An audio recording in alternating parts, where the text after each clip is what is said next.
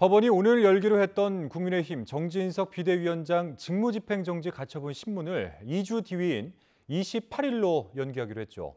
하지만 정진석 비대위의 근거가 된 당원 개정의 정당성을 따질 3차 가처분 신청 신문은 예정대로 오늘 진행됩니다.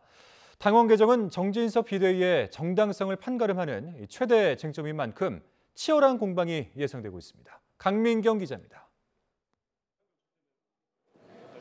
국민의힘 이준석 전 대표가 법원에 낸 가처분 신청은 모두 4건. 주호영 비상대책위원장의 효력을 멈춰달란 가처분 신청은 지난달 말에 인용됐고, 비대위원들의 직무를 멈춰달란 두 번째 가처분 신청은 정진석 비대위 출범으로 사실상 취소됐습니다. 남은 건 국민의힘이 문제없이 다음 비대위를 띄우기 위해서 당원을 개정한 걸 무효로 해달라는 세 번째 가처분과 정진석 비대위원장의 효력을 정지해달라는 네 번째 가처분 신청입니다. 법원은 애초 3, 4차 가처분 신청 사건을 통합 신문할 예정이었지만 검토할 시간이 부족하다는 국민의힘 측 요청을 받아들여서 4차, 즉 정진석 비대위 효력정지 가처분 신문 기일은 2주 뒤로 미뤘습니다. 다만 3차 가처분 신문은 예정대로 진행하는데 핵심 쟁점 중 하나가 당헌까지 고쳐가며 새로 출범한 정진석 비대위의 절차적 정당성 여부인 만큼 이번에도 양측의 치열한 공방이 예상됩니다. 국민의힘은 주호영 비대위가 무력화된 1차 가처분 당시 재판부가 당헌의 모호함, 즉 절차적 정당성을 지적했다고 해석합니다. 이 때문에 당헌을 개정했고 이후 출범한 정진석 비대위는 아무런 문제가 없다는 입장입니다.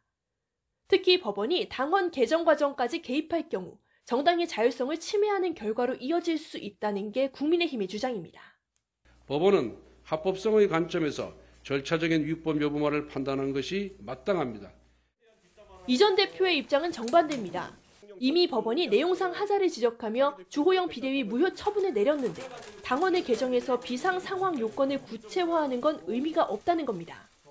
이미 지난 법원에서는 비대위는 무효고 그렇기 때문에 최고위 체제 그리고 거기에 따른 그 직무대행 체제로 돌아가라는 사실상의 이제 판단을 내린 것인데 그걸 그냥 국민의힘이 받아들이지 않았을 뿐이지.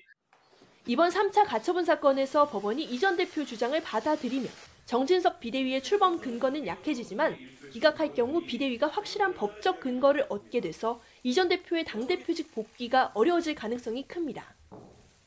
남은 가처분 심리 역시 1차 때와 같은 재판부가 맡습니다. 이르면 신문 당일에 결과가 나올 수도 있지만 오는 28일 4차 가처분 신문을 마친 뒤에 함께 결론을 내릴 가능성도 배제할 수는 없습니다. 이 전 대표는 이번 신문에도 직접 법원에 출석하겠다고 밝힌 가운데 집권 여당을 포함한 정치권 전체의 관심이 집중되고 있습니다. YTN 강민경입니다.